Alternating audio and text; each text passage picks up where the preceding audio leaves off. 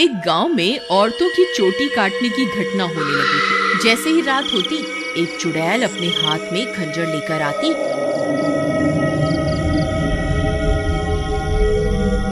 और जो भी औरत उसे सोती हुई मिलती, वह चुड़ैल उसकी चोटी काट कर वहां से चली जाती।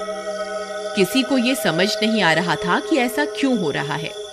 फिर एक दिन, अरे भगवान, अपने बालों को छुपा कर रखो। पूरे गांव में चोटी काटने की घटना बढ़ती ही जा रही है। कहीं उस चुड़ैल की नजर तुम्हारे लंबे बालों पे चली गई तो वो तुम्हारी चोटी काट कर ले जाएगी। अजी, आपको घबराने की कोई जरूरत नहीं है। किसी चुड़ैल की इतनी हिम्मत कहाँ कि वो मेरी चोटी को हाथ भी लगा सके। अच्छा, ये बात है।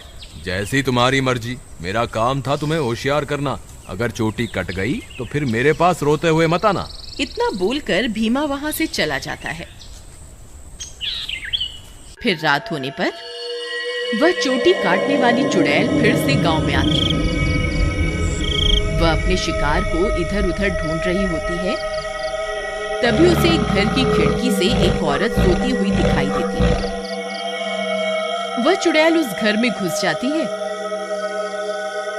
और उस औरत की चोटी काट लेती है। जैसे ही औरत की चोटी कटती है, उसकी नींद खुल जाती है। हे भगवान, ये चुड़ैल अंदर कैसे आ गई? हाय, मेरी चोटी कहाँ गई? अरे मर गई रे, इसने तो मेरी चोटी काट ली। तभी वह चुड़ैल उसकी चोटी को लेकर वहां से उड़ जाती है।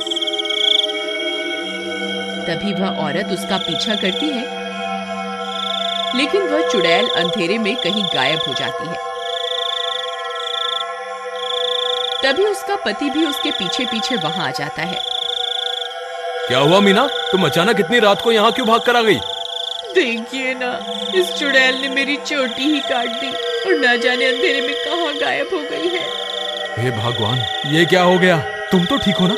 उसने तुम्हें तो कोई नुकसान नहीं पहुंचाया ना? फिर वे दोनों उदास मन से वापस अपने घर आ जाते हैं।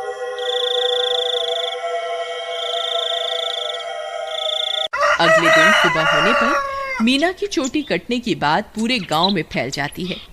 सब लोग उस चुड़ैल के बारे में बातें कर रहे होते हैं। फिर भीमा को अपनी पत्नी की फिक्र होती है, तो वह अपने घर की ओर चल देता है। घर पहुंचकर वह अपनी पत्नी के कमरे में जाता है तो देखता है कि उसकी पत्नी अपने बालों को संवार रही होती है। अरे सुमन, तुम्हें पता चला? कल रात को मेरे दोस्त मोहन की पत्नी की चोटी उस चुड़ैल ने काट ली। मुझे तो तुम्हारे लिए बहुत डर लग रहा है, कहीं वो चुड़ैल यहाँ ना आ जाए। अजी, हमें घबराने की कोई जरूरत नहीं। आप डरिए मत, मुझे कुछ नहीं होगा। सुमन, तुम्हारे बाल तो दिन ब दिन लंबे ही होते जा रहे हैं। पहले तो ये इतनी तेजी से नहीं बढ़ रहे थे। ये अचानक से इन्हें क्या हो गया? अजी, मैं अब अपने बालों की कुछ ज्यादा ही देखभाल कर रही हूँ ना, इसलिए। ठीक है, ठीक है, तुम अपना ख्याल रखा करो। मैं अपने दोस्त मोहन से मिलकर आता हूँ।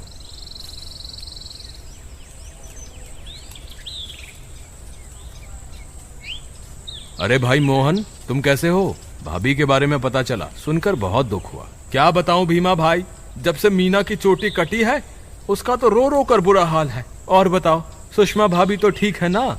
अब तुम्हें भाभी का बहुत ज्यादा ख्याल रखना होगा, कहीं चुड़ैल उन्हें अपना अगला शिकार न बना ले। तुम सही कहते हो भाई, मुझे भी बहुत फिक्र हो रही है। ठीक है, अब मैं चलता हूँ। तुम अपना और मीना का ध्यान रखना। फिर इतना बोलकर भीमा वापस अपने घर आ जाता है।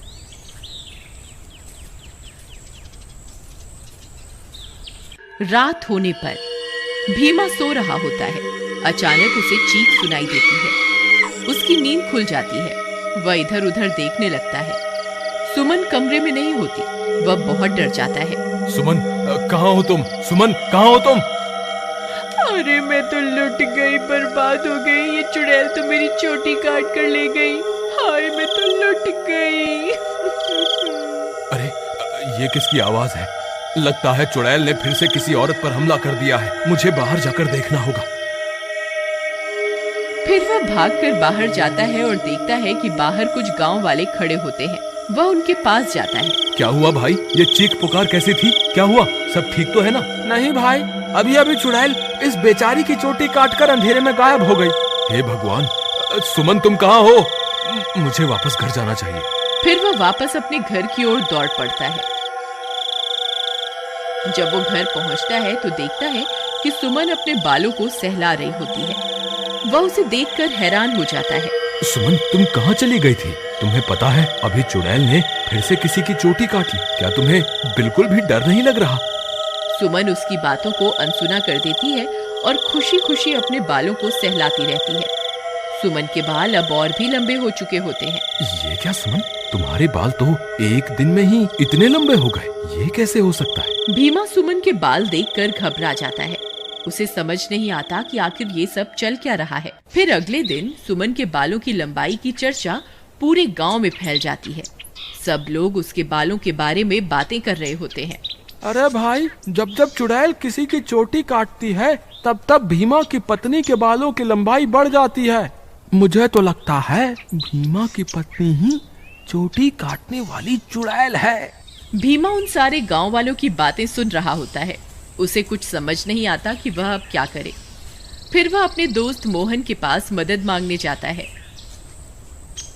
मोहन भाई, मुझे लगता है सुमन ही चुड़ैल है जो गांव में सबकी चोटी काट रही है। तुम ऐसा क्यों कह रहे हो भाई? भाई, जब जब किसी की चोटी कटती है तब तब सुमन की बालों की लंबाई बढ़ जाती है। और कल जब चुड़ैल का हमला हुआ तब सुमन अपने बिस्तर पर भी नहीं थी, फिर अचानक पता नहीं कहां से आ गई। अगर ऐसा है तो हमें कुछ ना कुछ करना होगा। तुम आज रात को सोने का नाटक करना, फिर जैसे ही भाभी घर से निकले तुम उसका पीछा करना, तब दूध का दूध और पानी का पानी हो जाएगा। मोहन भाई, तुम भी मेरे साथ मेरे घर चलो, तुम वहीं छुप जाना, फिर हम इसे रंगे हाथों पकड़ेंगे। ठीक है, चलो फिर।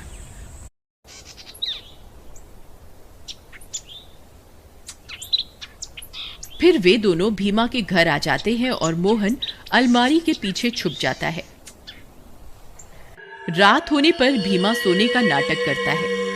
तभी सुमन उठती है और घर से बाहर निकल जाती है।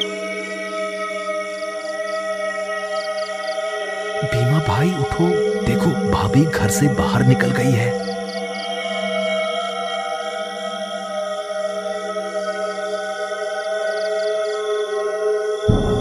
सुमन थोड़ी दूर जाते ही चुड़ैल में बदल जाती है और अपने शिकार की तलाश करने लगती है। भीमा और मोहन की आंखें फटी की फटी रह जाती हैं। भीमा भाई, तुम्हारा शक सही निकला, तुम्हारी बीवी तो चुड़ैल निकली। मोहन भाई, अब क्या करें? ये जरूर अपने शिकार की तलाश में निकली होगी। अगर हमने इसे नहीं रोका तो आज ये फिर से किसी की चोटी काट लेगी। लेकिन भीमा भाई, भाभी सबकी चोटियां क्यों काट रही है? मुझे क्या पता भाई, जब तू अपनी भाभी से मिलेगा तो पूछ लियो। चलो इसका पीछा करते हैं। थोड़ी दूर उसका पीछा करने पर चुड़ैल एक जगह पर रुक जाती है। फिर वह इधर उधर अपने शिकार की तलाश करने लगती है। तभी चुड़ैल की नजर एक घर पर पड़ती है और वह उस घर में घुस जाती है। वहां उसे एक औरत सोती हुई दिखाई देती है। भीमा भाई, भाभी तो एक घर में घुस गई, अब क्या करें? अरे बेवकूफ, ये भाभी भाभी क्या लगा रखा है? इस वक्त वो तेरी भाभी नहीं है, वो एक चुड़ैल है। चलो हम भी इसके पीछे चलते हैं। अरे वाह, इसके बाल तो बहुत लंबे हैं, आज इसे ही अपना शिकार बनाऊंगी। तभी भीमा और मोहन वहां पहुंच जाते हैं। रुक जाओ भाभी, मैं आपको ऐसा नहीं करने दूंगा। ए चुड़ैल, वहीं के वहीं रुक जा, नहीं तो तुझे जान से मार देंगे। देखो सुमन, तुम ये ठीक नहीं कर रही हो, तुम्हें अभी के अभी ये सब रोकना होगा। ए मूर्ख इंसान, मैं कोई तेरी सुमन नहीं हूँ, मैं एक चुड़ैल हूँ। बस मुझे थोड़े और बालों की जरूरत है, फिर मैं महाशक्तिशाली बन जाऊंगी। फिर हर तरफ सिर्फ मेरा ही राज होगा। भीमा भाई, तुम इसे बातों में उलझाओ, मैं पीछे से जाकर इसकी चोटी काट दूंगा। फिर भीमा चुड़ैल को अपनी बातों में उलझाता है। तभी मोहन चुपके से चुड़ैल के पीछे पहुंच जाता है और उसकी चोटी काट देता है। अरे मर गई रे, ये तूने क्या कर दिया? मेरे सारे कराए पर पानी फेर दिया। चोटी कटते ही चुड़ैल की सारी शक्तियां खत्म हो जाती हैं और सुमन चुड़ैल के चंगुल से आजाद हो जाती है। अरे भाभी, आप वापस आ गई? मोहन भैया, आपका बहुत बहुत धन्यवाद। आपकी वजह से मुझे इस चुड़ैल से मुक्ति मिल गई। भीमा भी अपनी पत्नी को वापस पाकर खुश हो जाता है और वे दोनों फिर से एक साथ रहने लगते हैं। इस तरह गांव वालों को चोटी काटने वाली चुड़ैल से छुटकारा मिल जाता है और सब गांव वाले हंसी खुशी रहने लगते हैं।